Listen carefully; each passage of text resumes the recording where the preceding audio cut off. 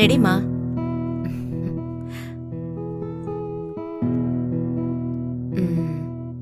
கிளம்புறேம்மா.